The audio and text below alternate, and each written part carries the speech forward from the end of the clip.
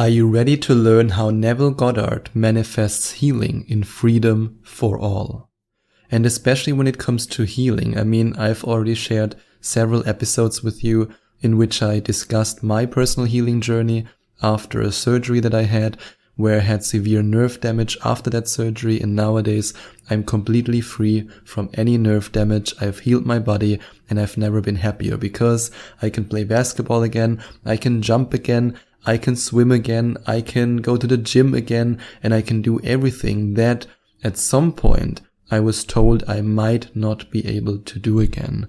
And today I want to start this episode by sharing a longer quote with you from Neville Goddard, which is from Freedom for All from the year 1966, and it can be found in Freedom for All in chapter 6.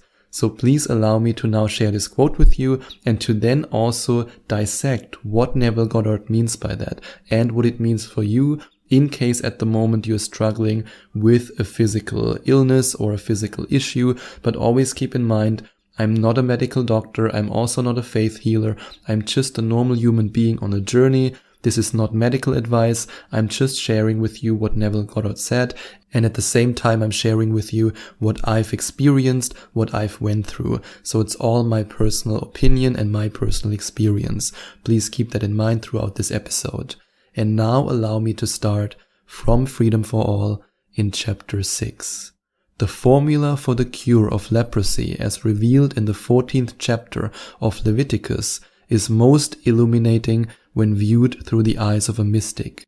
This formula can be prescribed as the positive cure of any disease in man's world, be it physical, mental, financial, social, moral, anything. It matters not about the nature of the disease or its duration, for the formula can be successfully applied to any and all of them. Here is the formula, as it is recorded in the book of Leviticus. Then shall the priest command to take for him that is to be cleansed 2 birds alive and clean. And the priest shall command that one of the birds be killed. As for the living bird, he shall take it and shall dip it in the blood of the bird that was killed. And he shall sprinkle upon him that is to be cleansed from the leprosy 7 times, and shall pronounce him clean, and shall let the living bird loose into the open field, and he shall be clean. And here's what Neville Goddard continues to say. A literal application of this story would be stupid and fruitless, while on the other hand a psychological application of the formula is wise and fruitful. A bird is a symbol of an idea. Every man who has a problem or who desires to express something other than that which he is now expressing can be said to have 2 birds. These 2 birds or conceptions can be defined as follows. The first bird is your present outpictured conception of yourself. It is the description which you would give if you were asked to define yourself, your physical condition, your income, your obligations, your nationality, family, race, and so on. Your sincere answer to these questions would necessarily be based solely upon the evidence of your senses and not upon any wishful thinking. This true conception of yourself, based entirely upon the evidences of your senses, defines the first bird. The second bird is defined by the answer you wish you might give in these questions of self-definition. In short, these 2 birds can be defined as that which you are conscious of being and that which you desire to be.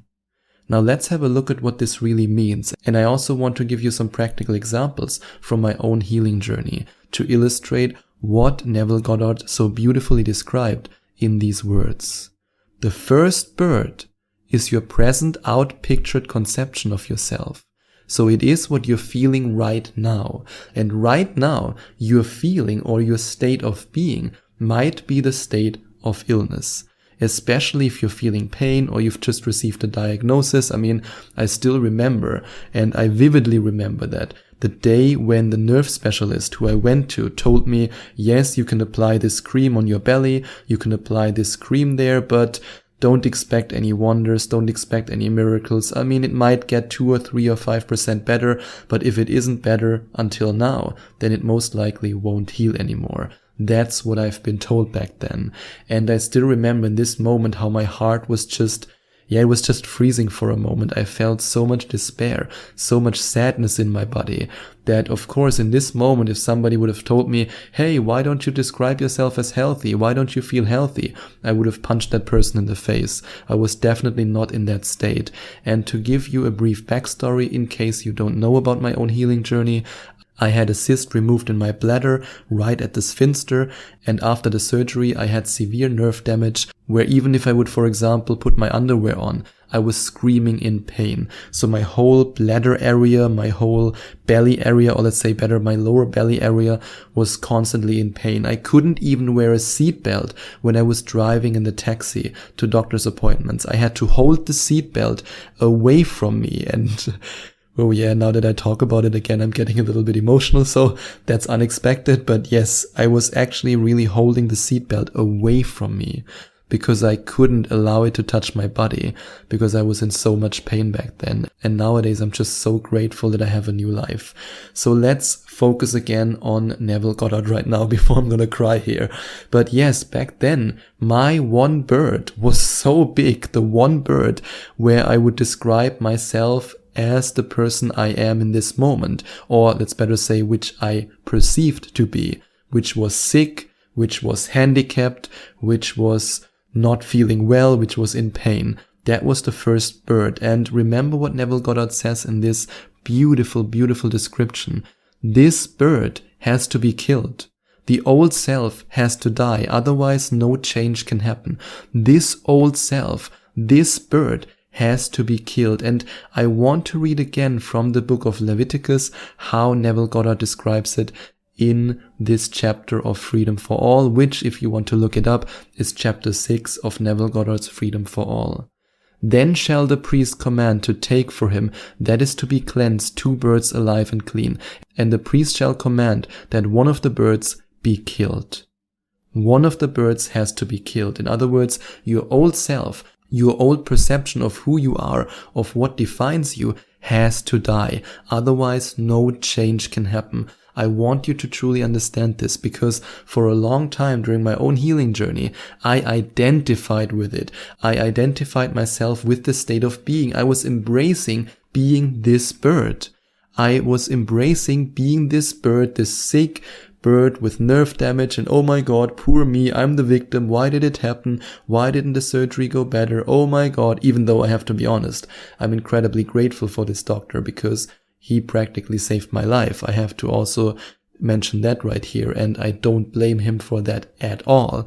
I mean, if you are fumbling around down there, let's be honest, there are some nerves that can be damaged. It is what it is. So I don't blame my doctor for it. In fact, nowadays I see the benefit of it because it makes me a more empathetic human being and especially a more empathetic coach. And I now have a bigger understanding of what my clients, or at least some of my clients who are struggling with health issues, are going through. And by the way, if you want to find out more about the different coaching sessions I offer, you can go to affirmationtomanifestation.com/coaching or click on the second link in the description.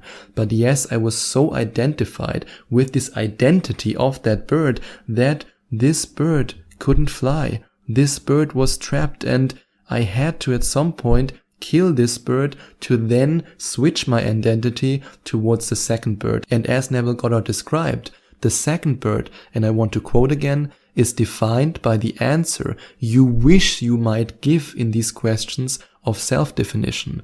In short, these 2 birds can be defined as that which you are conscious of being and that which you desire to be. So let's have a look at one specific part of this quote. You wish you might give. So what right now in your life, no matter if you're struggling with a health issue, or if you're struggling with making money, or if you're struggling with an abusive relationship and you want to get out of it and you want to attract a healthy, loving relationship, what is it that you wish you might give as an answer? If somebody asks you, who are you? What defines you? What kind of human being are you? And I still remember the day when on my journey I finally made the decision to no longer define myself as bird number 1, but to switch my identity and to define myself as bird number 2. And of course, I don't want to say that this switch only happened overnight and I've never again went back into this victim mentality.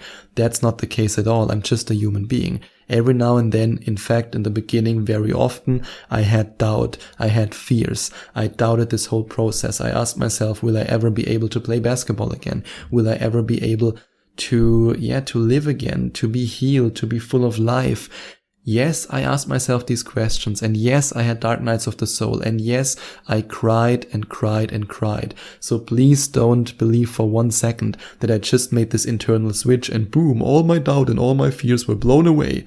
No, that's not how it was. But slowly and steadily, I went from 90% doubting to 85% doubting. Then the first synchronicities showed up, then the first small manifestations, then I felt better, then suddenly I could feel that I could walk better, then the doubt went down to 70%, then 60%, and finally when I reached a tipping point of 49% doubt and 51% belief, that's when the magic started to happen. And that's the same process that you can go through. It's the same process from killing the first bird and becoming the second bird. So ask yourself, what do I wish to be? Who do I wish to be? And then use the imaginary act to go there again and again and again. And then feel yourself being that second bird. Feel yourself flying free as that second bird. And then the first synchronicities will show up. Beautiful signs will come your way and your life will change. And if you want to have the opportunity to experience big changes in your life in just 11 days, then you might want to go to affirmationtomanifestation.com/mastery. That's affirmationtomanifestation.com/mastery to find out more about the 11 Days to Manifestation Mastery program, in which you learn to master the energy in your heart, the energy in your body, you master meditation, visual meditation, and you also master how you can fully trust the universe that the best things will happen to you and that you will be guided on the right journey.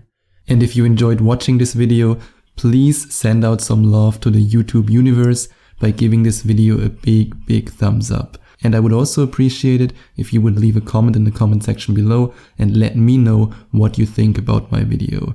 And don't forget to subscribe to my channel and to click on the notification bell so that you get notified whenever I release a new video for you.